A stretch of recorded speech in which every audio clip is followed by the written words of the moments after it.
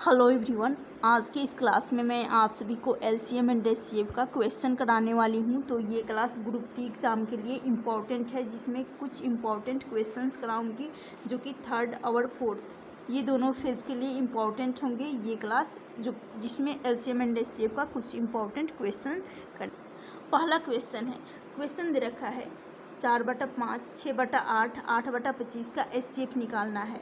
तो ध्यान रखिएगा, इस टाइप के क्वेश्चन में जब भी क्वेश्चन फ्रैक्शन में दे रखा हो और उसका एचसीएफ निकालना हो तो उस केस में एचसीएफ बराबर हो जाता है, एचसीएफ बराबर होता है न्यूमरेटर अंश में तो एचसीएफ निकालना होता है और हर में यहाँ पर एलसीएम निकालना होता है।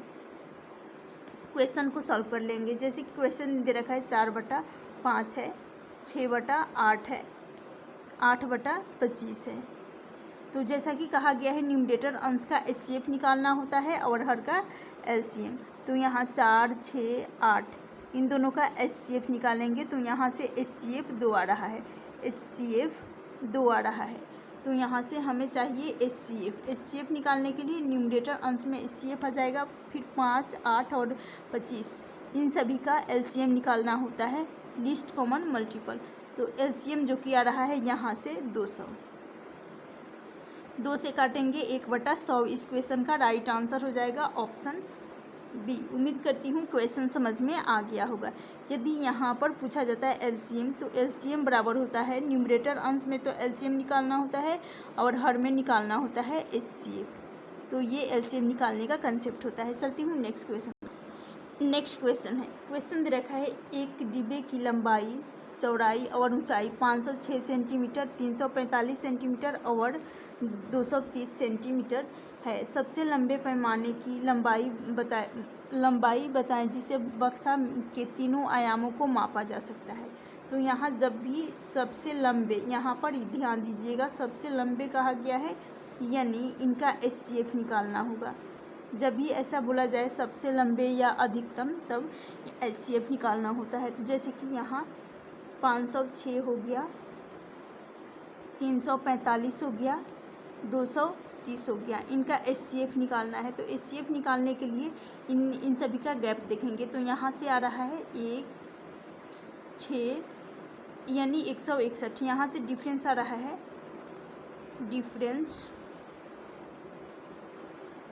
यहाँ से डिफरेंस निकल कर आ रहा है 161 का। फिर 345 और 230 इनके बीच का गैप देखेंगे तो 5, 1 यानी 115 का गैप यहाँ से आ रहा है। अब यहाँ पर 230 और 506 का गैप चेक करेंगे। तो यहाँ से गैप चेक करेंगे तो 6 बचा, यहाँ पर 10 है यानी कैरी ले लेंगे, 10 आ जाएगा, 10 में से 3 जाएगा, यहाँ पर आ जाएगा 7, यहाँ पर बचा 4, 4 में से 2 जाएगा तो यहाँ पर आ जाएगा 276। तो जब भी इस टाइप का क्वेश्चन दे रखा हो और हमें एचसीएफ निकालना हो तो एचसीएफ निकालने के लिए जो मिनिमम गैप आता है उसी को, ये तो हो गया सबसे मैक्सिमम गैप, मैक्सिमम अधिकतम ये हो गया मिनिमम यानी न्यूनतम। तो जो न्यूनतम गैप होता है, न्यूनतम अंतर होता है, वही एचसीएफ हो जाता है। जो न्यूनतम होता है वही एचसीएफ हो जाता है। लेकिन यहाँ पर जब ऑप्शन में नहीं दे रखा होता है तो उसका फैक्टर कर लेते हैं। तो ये 23 और 3 का मल्टीपल, 23 और 5 का मल्टीपल है, 23 और 3 का गुणज है। तो यहाँ 23 जो कि ऑप्शन में दे रखा है, तो 23 ऑप्शन बी इस क्वेश्चन का राइट आंसर हो जाएगा। तो इस क्वेश्चन का राइट आंसर हो जाएगा 23। इसका एचसीएफ निकल कर आ जाएगा 23। जो गैप आता है उसी का फैक्टर कर लिया जाता है, वो भी न्यूनतम गैप लेना होता है। तो ऑप्शन बी इस क्वेश्चन का राइट आंसर हो जाएगा। तो एचसीएफ ऐसे ही किया जा सकता है, चेक कर लेंगे। ऐसे ही जो अधिकतम गैप होता है उसे छोड़ देते हैं, जो न्यूनतम गैप आता है वही आंसर हो जाता है यदि ऑप्शन में दे रखा होता है तब। यदि ऑप्शन में नहीं दे रखा होता है, यदि मिनिमम गैप नहीं होता, जैसे कि यहाँ पर ऑप्शन में 115 होता तो डायरेक्टली 115 लगा देते, लेकिन यहाँ 115 नहीं दे रखा है तो इसका फैक्टर कर लेंगे। जैसे कि 23 और 5 का मल्टीपल है तो इस क्वेश्चन का राइट आंसर हो जाएगा या तो 23 दे रखा होता, नहीं तो 5। तो यहाँ पर 23 दे रखा था तो इसलिए इस क्वेश्चन का राइट आंसर हो जाएगा ऑप्शन बी। चलती हूँ नेक्स्ट क्वेश्चन। नेक्स्ट क्वेश्चन है, क्वेश्चन दे रखा है दो संख्याओं का गुणनफल 6845 है, उनका एचसीएफ 37 है, तो बड़ी संख्या निकालनी है। तो यानी पहली संख्या गुना दूसरी संख्या, ये बराबर है 6845 के। तो आप सभी को पता होगा कोई भी संख्या एचसीएफ और उनके अनुपात, उनके रेशियो को मिलकर बनता है। तो यहाँ a इंटू एच हो जाएगा, और यहाँ पर दूसरी संख्या b इंटू दूसरी से पहली संख्या को a माने हैं, दूसरी संख्या को b माने हैं, तो यहाँ पर भी b इंटू एच आ जाएगा। यानी यहाँ जैसे कि एचसीएफ और उनके अनुपातों का गुणनफल होता है, तो इसको भी मान लेंगे दूसरी संख्या को और एचसीएफ। तो अनुपात के साथ साथ एचसीएफ में भी मौजूद होता है संख्या में, और ये जो कि 6845 के बराबर है।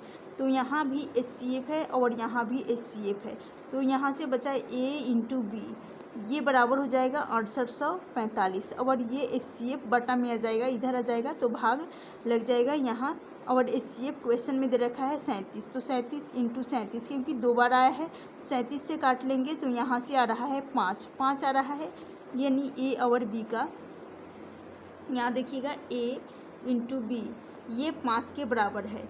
5 के बराबर है तो पहली संख्या को 1 मान लेते हैं, पहले अनुपात को 5 मान लेते हैं, क्योंकि हमें 5 बनाना है। इन दोनों का a और b का मल्टीपल को 5, तो इसको 5 बनाएंगे तो इसको 1 रखेंगे, तो 5 एकम 5, यहाँ से 5 आ रहा है। और जैसे कि बताई हूँ कोई भी संख्या बनाने के लिए उसका अनुपात और एचसीएफ दोनों मौजूद रहता है। तो यहाँ हमें 37 का भी मल्टीप्लाई करना होगा, तभी हम संख्या बना सकते हैं। जब यहाँ 37 का, तो यहाँ छोटी संख्या में भी 37 का मल्टीप्लाई करेंगे। तो ये हो गया, ये इसको बड़ी संख्या मान लेंगे a को, और b को छोटी संख्या मान लेंगे। तो छोटी संख्या उनके अनुपात और साथ में एचसीएफ का गुणज जो कि हो जाएगा बड़ी संख्या। तो 7 × 5 = 35 और 3 × 5 = 15 और 3 ये हो जाएगा 18, 185। ऑप्शन डी इस क्वेश्चन का राइट आंसर हो जाएगा। बड़ी संख्या पूछी गई थी तो इस क्वेश्चन का राइट आंसर हो जाएगा 185। उम्मीद करती हूँ ये क्वेश्चन भी समझ में आ गया होगा। चलती हूँ नेक्स्ट क्वेश्चन की तरफ। सेम टाइप का क्वेश्चन है, इस क्वेश्चन को मैं इसलिए सेम टाइप का ली हूँ ताकि ये क्वेश्चन बेहद ही इम्पॉर्टेंट है और एग्ज़ाम में डेफिनेटली पूछा जा सकता है। तो इसलिए एक और क्वेश्चन ले ली हूँ सेम टाइप का, जिससे डेटा चेंज करके, जिससे कि आप सभी का ये कंसेप्ट जो कि अच्छे से क्लियर हो जाएगा। क्वेश्चन दे रखा है दो संख्याओं का गुणनफल यहाँ पर 2527 है, यदि उनका एचसीएफ 19 है तो बड़ी संख्या यहाँ पर भी पूछी गई है। तो जैसा कि पहली संख्या और दूसरी संख्या जो कि 2527 के बराबर है, 2527 के बराबर है। यहाँ पहली संख्या क्यों बनेगा, ये संख्याओं का अनुपात और एचसीएफ मिलकर पहली संख्या बनेगा। फिर दूसरी संख्या भी एचसीएफ और दूसरी संख्या का अनुपात मिलकर दूसरी संख्या बनता है, ये 2500, तभी 2527 के बराबर हो जाएगा। यहाँ भी एचसीएफ मौजूद है और यहाँ भी, इनके ये तो संख्या का अनुपात हो गया, ये संख्या का अनुपात हो गया, और ये संख्या हो गया और ये संख्या का अनुपात हो गया। ये संख्या पहली और दूसरी संख्या ये अनुपात हो गया, जिसमें संख्या का अनुपात और एचसीएफ दोनों मौजूद होता है, और ये दोनों मिलकर संख्या बनते हैं। अब यहाँ तक हो गया क्लियर। यहाँ भी एचसीएफ है और यहाँ भी एचसीएफ है, ये दोनों जो किया जाएगा यहाँ a इंटू बी, ये बराबर हो जाएगा 2527 के। जब 2527 के बराबर हो जाएगा, उसके बाद यहाँ पर जब दो एचसीएफ था जो कि 19 और 19 इंटू 19 कर लेंगे, ये 19 इंटू 19 यानी 361 हो रहा है। 361 इनका मल्टीपल आ रहा है, तो मैं एक बार फिर से 19 का स्क्वायर कर लेंगे, 361 हो जाएगा। इस 361 से मैं मल्टीप्लाई कर ली और डायरेक्टली 361 लिख दी। इसको काटेंगे तो ये चला जाएगा 7 बार में, 7 बार में कट जाएगा। तो यहाँ से यानी आ रहा है a इंटू बी, ये बराबर हो जाएगा 7 के।